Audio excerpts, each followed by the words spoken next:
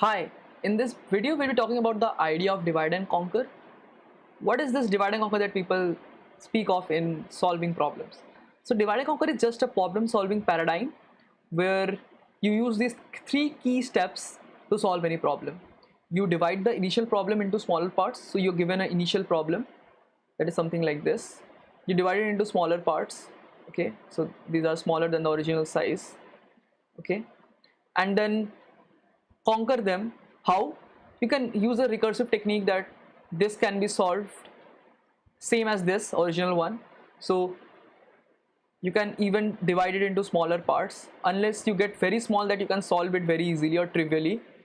And then once you have the solution for very small parts, you merge them back into the array or solution state that it came from.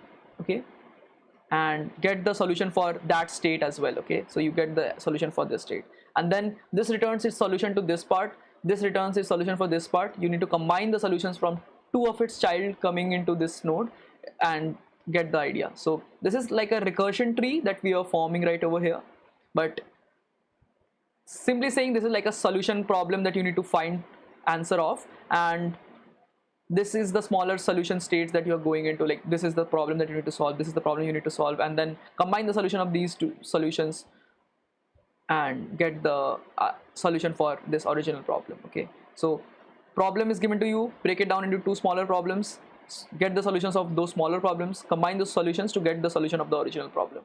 Okay, so this is the whole idea of divide and conquer. Divide, conquer the smaller parts, and combine the solutions to get the solution for the original problem. Okay, so one classic example of divide and conquer is merge sort, which is you're given an array, you need to sort that. So what we do in merge sort is that we first of all have the array and we divide it into two parts. We just hypothetically divide it into two separate arrays, smaller arrays of size equal size n by 2 and n by 2, and then recursively solve them, or we conquer them using the same technique that we used over here. Okay, for the larger array, if we can solve it, then we can solve it the smaller parts as well using recursion. And then suppose we now know the solutions of the smaller part, how can we combine the solution for the larger part? So this is how recursive ideas work, that if you can solve the smaller instances and get the solution, how will you merge the solution? Okay, and if you can do it at this level, you will be able to do that in the smaller levels as well. So over here, if you can find a way to merge the answer that you are getting from these two arrays, you can use that same technique over here as well, right, to get its solution merged from two of its smaller subarrays, right? So that's what being used over here. And for merge sort, this works like a charm, that you can divide the array into two parts, sort it individually, and then merge it. So what is the time complexity of the merge part? So there is this T of n recurrence, that T of n is how much time it takes to sort a n sized array, and that is equal to 2 times T of n by 2 plus m of n. Now what is m of n over here? This is the merge complexity. Okay, and it turns out that we can merge the two arrays that we get from the smaller childs in order n. Okay, now if we can merge the solutions in order n, so this would be something like 2 times T of n by 2, right, plus order n, right? So what is the complexity of this recurrence? T of n equal to this, we know using Marshall theorem that this is equal to order n to the power log of 2 base 2, that is equal to order n, and since these are same, we just add a log n to it, so this will be taking us order n log n, and that is quite known a fact that merge sort takes order n log n time, right? But how do we merge these two values? That's still not discussed, so let's quickly discuss that. So given two arrays that is sorted initially, how do we merge it into a bigger array which still is sorted? So if we come out of this both being sorted, how do we get this sorted, right? That's the whole problem. So this is like a code portion of it, that how we can sort the whole array by just merging the sorted solutions of A and B. So let's say this is A and B, and we need to merge the solutions into array C.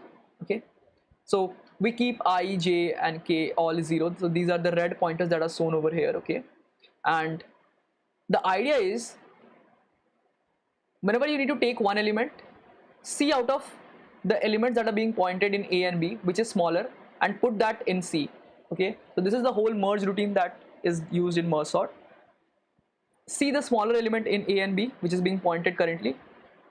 So let's say this is smaller. Okay, let's say this is smaller than this. Okay, so what you do is that put this element over here and increase both the pointers to this part. Okay, now you will again compare this and this. Okay, let's say this comes out to be smaller, so you place this element over here and then update its pointer and the next pointer over here in the C over here. So this is termed as I in the code, this is termed as J in the code, and this is termed as K in the code. Okay, so these are the three values that we're keeping. So three indexes in the array, and if A of I is less than B of J, so we copy the value of A and increase K++ and I++ after this. So these are post increments. Okay, similarly, if B is smaller, then you take B. Okay, now after this while loop runs till one of them ends out of the array, right? Let's say you were at some possible case where everything over here was less than this element, so you keep on adding the elements of I and you reach I over here, something outside the array. Okay, and you have filled in a lot of values over here. Let's say it's a 4 values you have filled from over here, and now you are out of this loop because now I is no longer less than a dot size, that is, it's not in the bounds of A. So now you will still need to add the rest of the elements of J in the B, right? In the from the array B to C, right? So for that you can write just these 2 lines of code without checking which one ended. So if you write this, what this means is that if there are some elements in A, put them in B, in C at the end, and if there are some elements in B, put them in the end of C as well. And we know that this only terminates when one of these ends, right? So only one of these other loops will work. So in total, both of this I, J and K are only walking forward. So this, all of these loops over here will take us only order n, right? So in this way we can merge 2 values in 2 sorted arrays in order n. Now a nice application of this would be, how do you get a sorted array from 3 sorted arrays? So idea remains the same. You have 3 pointers pointing to 3 of them. So all the 3 sorted arrays have 3 pointers pointed to them, and take the one which is smallest and add it to this. Okay, and increase its K pointer. That's it. That's the whole idea. Even if there are n number of lists, you can merge them using this whole idea. So finding that minimum element will become non-trivial when the number of elements in the lists become large. So in that case, you will need to maintain some sort of data structure to get out which array has the smallest number of which has the first smallest element. Like out of all the pointers that are being pointed right now, out of these I, J and so on, like whichever pointers are there in the array, which has the smallest element, and put that element in C and increase its pointer. So this has to be maintained, but this idea of merging sorted lists can be extended even for more than 2 elements, right? Two arrays. So what if there are equal elements in this? The thing is, we don't need to worry which one of the pointer to increase, because anyways this is being sorted. So if let's suppose there was 3 over here and 3 over here, and then next has 5 and this has 6, we don't need to worry about which pointer to increase. We can increase any of them. So if we put 3 over here, let's suppose this 3, and then this I pointer moves to this, then this 3 is still smaller than this, right? So the next element will obviously be this 3, and then this will move. So the order might change, but the value would remain the same. So these 3 will all come first before 5 and 6. So you can increase any of them. That's not a problem. Okay. So this is the whole idea of merge sort, that you divide it recursively. So you can maintain a function. You can, let's say, you can maintain a function which merge sort m. With, let's call it m sort. Okay, and call it on the array A from the range 0 to n minus 1. Okay, and in general, any m sort of A L R divides it into two part. Okay, and both of these signature will have something like A L to L plus R by 2 and A L plus R by 2 plus 1 comma R. Okay, something like this. You divide into two parts and then merge the solutions of this. Okay, using this routine. Okay. So this will take us just order and log n to sort the arrays. So what is the difference between any general recursion based ideas like recursion on dynamic programming and this divide and conquer idea? What is the difference? Even in those as well, we call the smaller subproblems and then like use their solutions or whatever they return to get the value of the current solution that we want to solve, current problem that we want to solve. So how do we differ from those? So the main point where we differ is this divide and conquer idea works on non-overlapping subproblems. So let me explain what that means. What is this non-overlapping? Okay, non-overlapping, non-overlap. Okay, so what is this non-overlap term? So divide and conquer is a recursive idea itself. So actually this DNC is a subset of recursion. Okay, so we use recursion to implement DNC, so that's not a problem. It's like a subset of recursion. There are many more techniques, but what particularly differentiates DNC ideas from general recursion ideas is that the problem that you have, you cut it into two non-overlapping parts. Okay, so